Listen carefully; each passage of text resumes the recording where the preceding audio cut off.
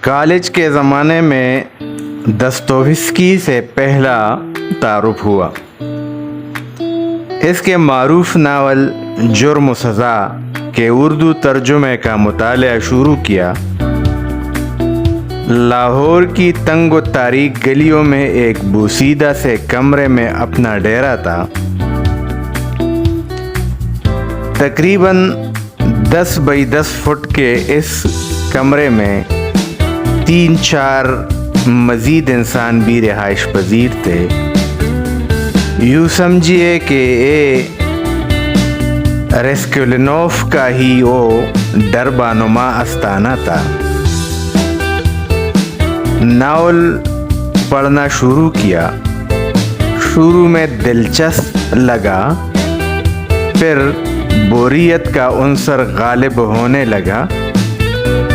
مطالعہ جاری رکھا اور یہ صورتحال پیدا ہو گئی کہ ناول پڑھتے پڑھتے نیند طاری ہونے لگی۔ اس نیند میں خواب بھی تھے، بیداری پر وہی اضطرابی کیفیت طاری رہتی جس سے ناول کا مرکزی کردار گزر رہا تھا۔ یہ سلسلہ کئی دن تک جاری رہا۔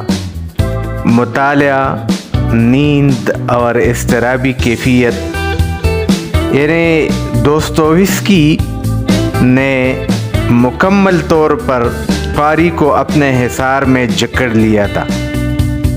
کتاب مکمل ہوئی اور زندگی اپنی ڈگر پر واپس لوٹ آئی، لیکن دوستویفسکی کا جادو عرصے دراز تک اپنا اثر دکھاتا رہا۔ روسی ادیب فیودر دوستویفسکی سے میرا پہلا تعارف تھا۔ اس کے بعد برادرز کراموف کے علاوہ اس کے تقریباً تمام ناول اور ناولٹ پڑھ ڈالے، لیکن جو سحر انگیزی جرم و سزا میں تھی وہ کسی اور تحریر میں اتنی شدت سے محسوس نہیں ہوئی۔ دوستویفسکی کا طریقہ کار کیا تھا یا کیا کرتا ہے۔ کئی قارئین دوستویفسکی کے ناول میں بوریت کا عنصر کا شکوہ کرتے ہیں۔ طویل مقال میں غیر ضروری منظر نگاری اور تفصیلات، جس کے بارے میں قارئین کا یہ بھی شکوہ ہے کہ ایسا اس نے قسطوار چھپنے والے ناول کے معاوضے کے لیے تاکہ اس کو ہر قسط پر معاوضہ ملتا رہے، اس بارے میں میری کوئی رائے نہیں ہے۔ لیکن دوستویفسکی اپنے فن کا ایک ماہر کاریگر ضرور ہے۔ وہ ایک ایسا ماحول بنا دیتا ہے کہ قاری بظاہر بوریت کے عنصر کے باوجود اس کے سحر میں کھو جاتا ہے۔ ایک شخص ہے کہ بولتا ہی چلا جا رہا ہے، کیا بول رہا، کیوں بول رہا، اس راز کا پردہ آپ پر اس وقت آہستہ آہستہ کھلنا شروع ہو جاتا ہے جب کہانی آگے بڑھتی ہے۔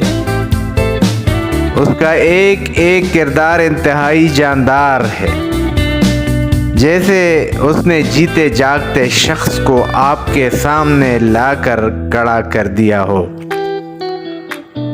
دوستویفسکی آپ کو حیران نہیں کرتا، شاید پریشان کرتا ہے۔ آپ سمجھتے ہیں کہ کہانی کلائمیکس کی جانب بڑھ رہی ہے، لیکن پھر اینٹی کلائمیکس اور پھر کلائمیکس، ایک لہر کے بعد دوسری لہر، انہی لہروں کے ساتھ آپ بھی بہتے جاتے ہیں۔ اور اب تقریباً 20 سال بعد میں اسی ناول جرم و سزا کا دوبارہ مطالعہ کرتا ہوں، اس بار انگریزی میں۔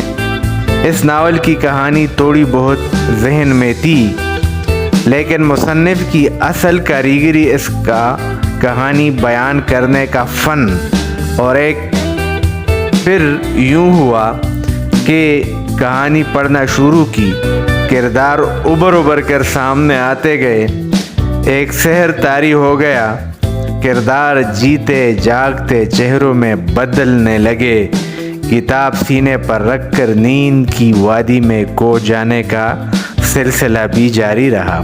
حقیقت اور خواب کے درمیان اضطراب کی کیفیت پھر سے اپنے سحر میں جکڑنے لگا۔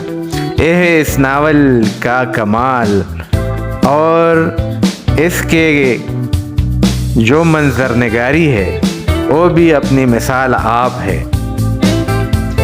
یوں سمجھیے کہ آپ جو پڑھتے ہیں پڑھتے نہیں دیکھتے ہیں، اور ان وادیوں، ان گلیوں، ان پہاڑیوں اور ان خوبصورتیوں میں آپ گم ہی جاتے ہیں۔